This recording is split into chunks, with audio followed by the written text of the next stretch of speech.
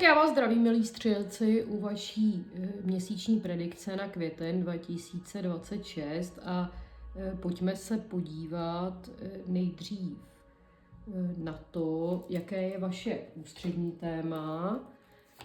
Já vám moc děkuju za vaši přízeň, za to, že mě sledujete, za to, že mi dáváte ty lajky a odbíráte ten můj kanál Michelle Tarot.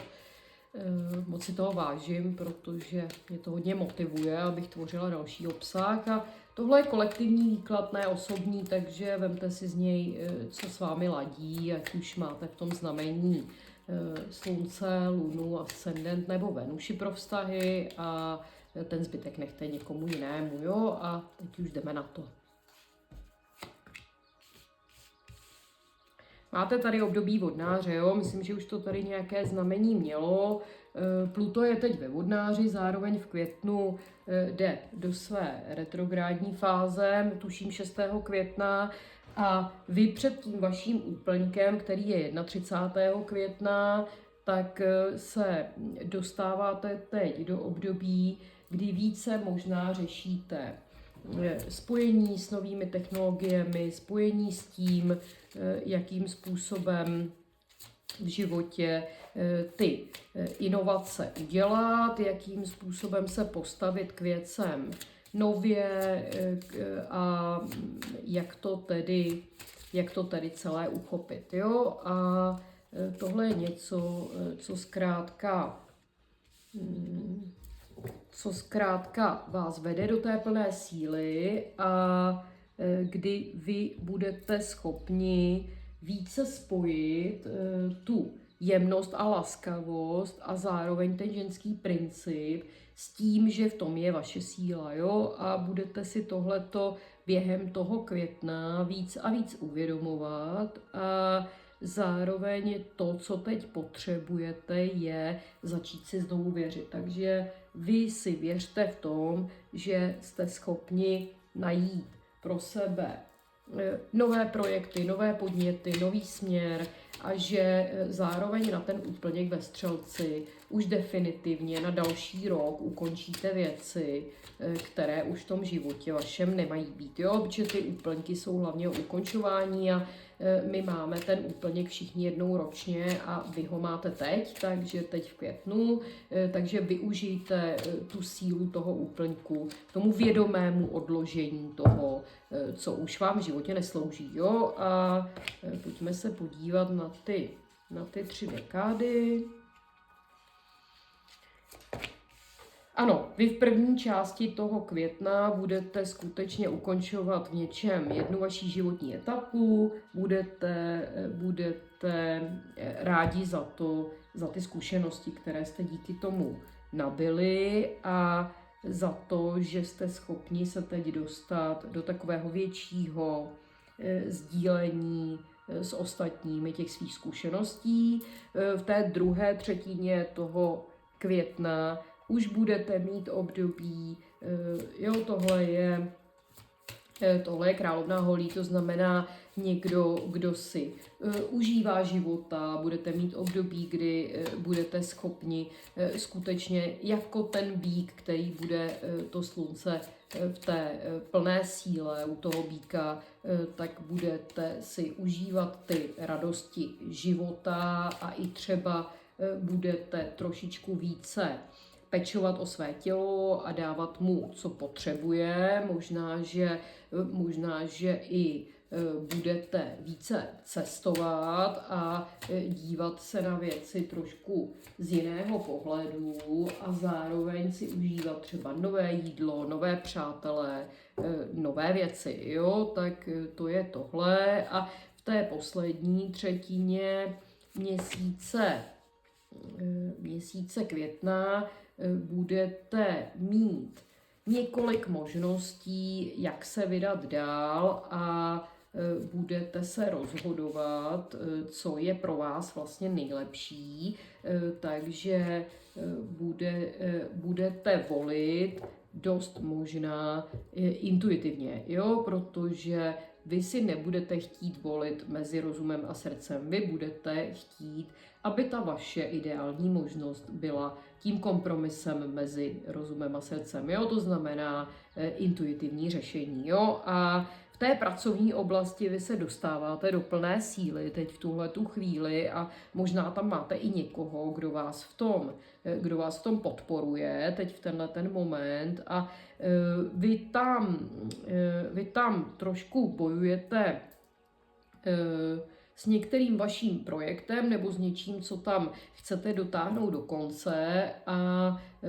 ne se to vlastně ukončit a vy tam budete vedeni k tomu, abyste trošku rázněji se za to postavili a udělali taková jako ráznější rozhodnutí okolo toho, jo, takže vy tady máte tu královnu mečů proto, že vy máte být ti, kdo bouchne do stolu a rozhodne, jak to tedy bude, jo, a potom tam máte ve svém okolí někoho, kdo je schopen vám z nadhledu říct, jestli tohle je ta cesta, jestli tohle je ten správný projekt, jestli náhodou se nemáte vydat někam jinam, jo, a tak dále. Takže dívejte se dobře okolo sebe, protože tu vaši sílu a ten váš nadhled mohou podpořit i nějací lidé okolo vás, jo, v té pracovní oblasti. Takže to je tohle. A pojďme se podívat na vaše vztahy.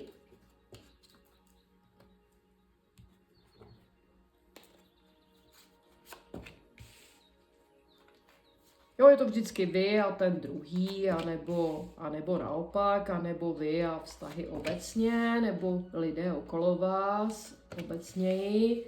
To je u každého jiné asi. Jak si to napasujete na ten svůj život. Máte tady poměrně láskyplné období, pokud se to týká nějakého konkrétního vztahu, na který se ptáte.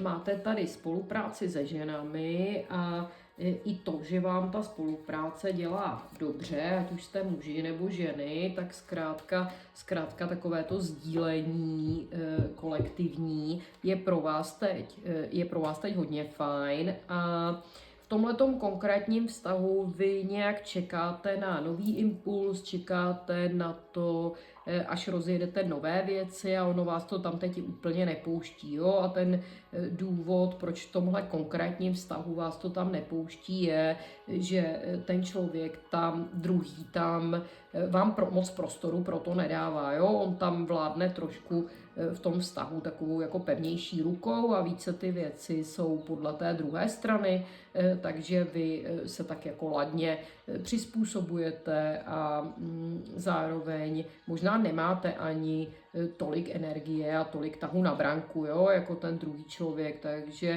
takže jste tam víc v takové pasivnější roli a jste tam víc podajní a zároveň někdy s tím bojujete, protože ne vždycky vám tohle vyhovuje, pak tam jsou takové trochu debaty a musíte si věci vysvětlovat, takže je tam v tom květnu hodně komunikace, kdy tady trochu uberte na té bojovné náladě a ten druhý člověk asi zase bude muset v rámci toho vašeho posunu ve vztahu trošičku vám dát ten prostor k tomu, abyste se mohli přeci jen trošku víc vyjádřit, co chcete a nechcete, jo? A máte tady i, že budete o tom uvažovat hodně racionálně o tom vztahu, takže na konci měsíce se může stát, že z toho budete mentálně poněkud přetíženi a budete se mít tam tendenci trošku více dohadovat a více o tom přemýšlet, takže možná, že vám to třeba nedá spát a podobně. A to, co byste mohli pro to udělat, je trošku popustit tu kontrolu a vlastně zřetel z tohoto vztahu a spíše se věnovat nějakým svým jiným aktivitám, které vás nabíjejí. Jo? Takže máte tady hodně energie, kterou do toho dáváte, a zároveň pak i mentální kapacity. Jo? Takže to je něco, co vám potom tu energii ke konci měsíce může trochu ubírat, a spolu s tím úplňkem byste v tomto vztahu bylo fajn, kdyby jste trošku si dali takový timeout, jo, nebo takovou pauzu v tom vyříkávání a směrování věcí dále, jo? Protože vy tady začínáte docela pohodově a pak se to tady trošičku komplikuje, takže možná nechte některé debaty být a ten druhý člověk bude i mít tendenci vám to takhle naznačovat, jo? Že vlastně nic se nejí tak horké, jak se uvaří, jo? Což je konec konců pravda, jo? Takže držte se té trojky pohárů, držte se těch dobrých přátel, toho, že tam máte to kvalitní sdílení a že vám to pomáhá, jo? Tak pojďme se podívat, co vám může udělat radost v tom měsíci květnu. Může vám udělat radost yoga, může vám udělat radost, že více se budete ladit na to, co je ten váš smysl života, a máte tady i novou životní etapu, jo? Tak to je tohle. A pojďme ještě na to, co vám dodá sílu do těch procesů. Pouštím se kontroly a nechávám všemu volný průběh. Jo? To jsem říkala u té vztahové oblasti zejména. Vy zkrátka teď nemáte mít, zejména v té druhé polovině května, věci pod kontrolou, jak se bude blížit ten váš úplněk. Spíše propouštějte to, co už vám neslouží, a nechte ty věci více plynout tak, jak plynout chtějí. Jo? Na závěr tady máte kartu zázraku, jo? 2 a 8 je 10 a 10 je kolo štěstí a osudu, takže zázraky se zkrátka dějí tomu, kdo na ně věří, jo? A pokud něčemu věříš, tak tam vytváříš prostor k tomu, aby se to tvé přání zhmotnilo.